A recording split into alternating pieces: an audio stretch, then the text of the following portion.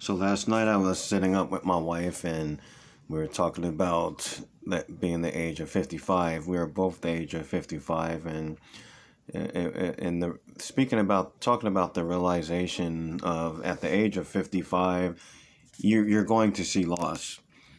My friend, he just lost last week just lost his wife and I have another friend who lost a loved one of theirs.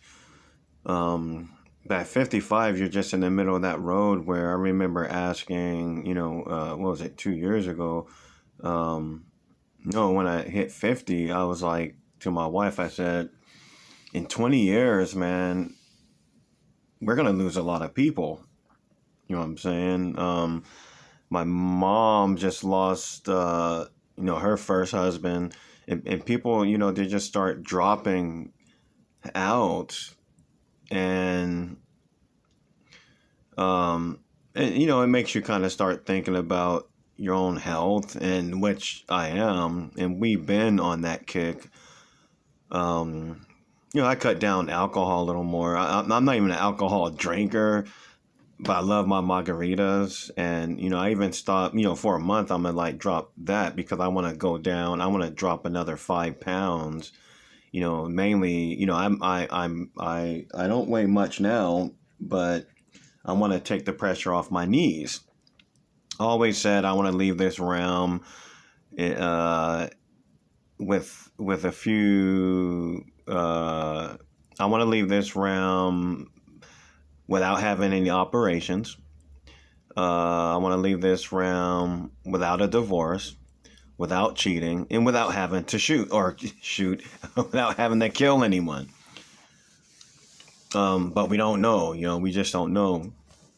But yeah, expect to see loss, and it's a heavy world out there. You got aunts and uncles, and my mom is still alive, and my wife's mom is still alive. We both already lost our dads. I lost my brother when he was only 28 years old. He was a Jehovah's Witness, and they went and he couldn't get a blood transfusion, so he died, which kind of upscaled my war with religion.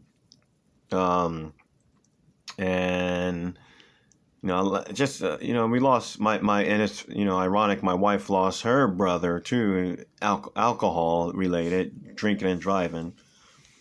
But at the age of 55, man, expect loss, and that's why the every day. I don't know, since I was probably like 14 years old, I've been trying to. I'm working on accepting death or understanding death. I do a lot of research with NDE, near death experience. I was in a 19-hour coma myself when I was 16 years old. I guess you can call that a little hint of death, but mainly, finding this in the red text scriptures of the Christ, you find out, or my conclusions that I found out, what I learned is that his number one lesson was not to fear death, because with death, it makes you weak. If you do not fear death, you build confidence, and you live much better. Mary Magdalene believed this also. She believed that no matter where you are born, you must make the best of, because you don't have the choice of where you're born, who you're born to, or what Stargate you come out, what mother's Stargate you come out of. So you got to make the best of it. The Christ taught that don't fear death, and he got to prove that. During his crucifixion, he wasn't begging for his life. He even said, forgive these guards because they don't know what they're doing, or forgive them because the guards didn't want to kill the Christ or Jesus. They didn't want to kill him. They understood where he was coming from, but you got to follow orders.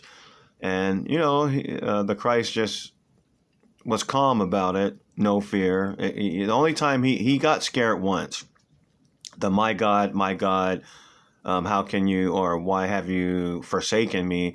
Matthew 27:46 is the only time the Christ, or you guys can say Jesus, showed fear. Other than that, he was just calm, but just shocked. But the key is not to fear death. I live every day trying to not trying to, but attempting to understand death, because that's a big roller coaster. When you ride these scary roller coasters, you may wait till the end of the day to go. Me and my child, there was a scary roller coaster, and it was called the Shikra, and we skipped it all day. And then when we were leaving the park, we were like, we got one chance to ride this roller coaster, so we went and rode this scary damn roller coaster. And I said to her, I'm all like, at least, this drop is scary, but at least the roller coaster ends. Now with death, it's a crazier drop, but that roller coaster doesn't end like your regular roller coasters. I don't even know if what I'm going to be teaching you guys is true in the end. I can only go by my truths, what I learned from the Christ, from teachers, from my own experiences. None of us even know what's going to happen or what happens in death, because none of our people came back to tell us. And I always say, I'm like, man, my younger brother or my older brother who died, and my wife's brother who died, actually know what's on the other side. But you have to live as if, first of all, you got to build this afterlife. Like the Christ taught that. He taught me how to build an afterlife. And that afterlife is a glorious place. And if just 1% of what I believe I'm going to see when I leave this realm, if just 1% or even less than that, a smidgen of a thought is true of what I think I'm going to see, that makes life worth living. So at 55, expect loss.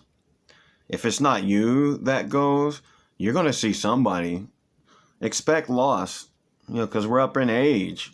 When you're in your 20s and 30s, you don't really expect too much loss. Man, when you get 55, like my mom is 80.